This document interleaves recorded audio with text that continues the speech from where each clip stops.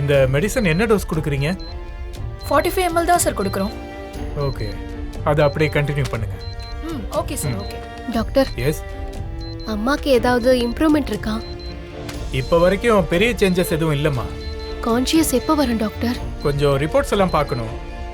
ஒரு ½ அன் ஹவரில் என் கேபினுக்கு வாங்க. Okay doctor. ஓகே.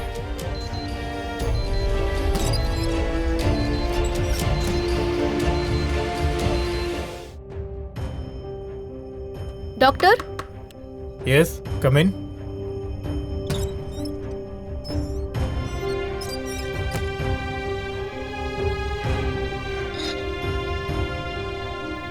டாக்டர், இப்போதாம்மா நான் ரிப்போர்ட்ஸ் எல்லாம் பார்த்தேன். இந்நேரம் கான்ஷியஸ் வந்திருக்கணும். ஆனால் இப்போ வரைக்கும் எந்த இம்ப்ரூவ்மெண்ட்டும் இல்லாமல் தான் இருக்கு. ஆல்ரெடி உங்கள் அம்மாவுக்கு ஹார்ட்டில் பிளாக் இருக்குல்ல? ஆமா டாக்டர். ஓகே. ஆனா அதுக்கு ட்ரீட்மெண்ட் எடுத்துக்கிட்டு தான் இருந்தாங்க. பிளாக் இன்னும் அப்படியே தான்மா இருக்கு. அதுக்கான மெடிசன்ஸ் எல்லாம் கொடுத்துக்கிட்டு தான் இருக்கோம். அவங்களுக்கு கான்ஷியஸ் வந்தாதான் அந்த ப்ராப்ளமும் சரியாகும். இப்போ விஷயம் என்னன்னா, அவங்களுக்கு இங்கே வச்சு ட்ரீட்மெண்ட் கொடுக்கணும்னா மெடிசன்ஸ், ரூம் சார்ஜ், மற்ற ப்ரொசீஜர்ஸ்க்கெல்லாம் சேர்த்து பர் வீக் 25,000 ஆகும். அதுவும் கவர்மெண்ட் கொடுக்குற ஸ்கீம் எல்லாம் அப்ளை பண்ணதுக்கு அப்புறமா இவ்வளோ அமௌண்ட் வருது.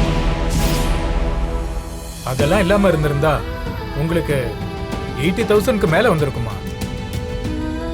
ஆனா இதுவே உங்களால கட்ட முடியுமான்னு தெரியல. அப்படி முடியாதுன்னா நீங்க கவர்மெண்ட் ஹாஸ்பிட்டல் கூட்டு போய் அவங்களுக்கு ட்ரீட்மெண்ட் பார்த்துக்கலாம். அங்க நல்லா தான் பார்ப்பாங்க. அப்படி இல்லைன்னா வீட்லயே வச்சு கூட பார்த்துக்கலாமா? ஒரு ஹவுஸ் நர்ஸ் கூட நான் அப்பாயிண்ட் பண்றேன். இல்ல டாக்டர்,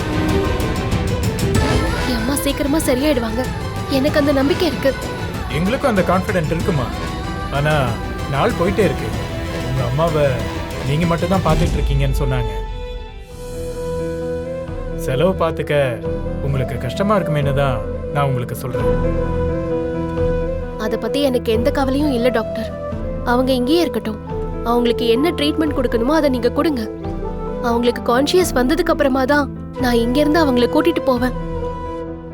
அதுக்கு எவ்வளவு செலவானாலும் பரவாயில்ல. நான் எப்படியாவது கஷ்டப்பட்டு கட்டிடுவேன். சரிம்மா, உனக்கு எதுவும் சிரமம் இருக்கக்கூடாதுன்னு தான் நான் சொன்னேன். ஆனா உங்க டிசிஷன் எதான்னா அவங்க இங்கேயே இருக்கட்டும். உங்க அம்மாவுக்கு சீக்கிரமே கான்ஷியஸ் வந்துடும். எங்களால முடிஞ்ச வரைக்கும் எங்க வேலையை செய்யறோம். Thanks doctor. ம்.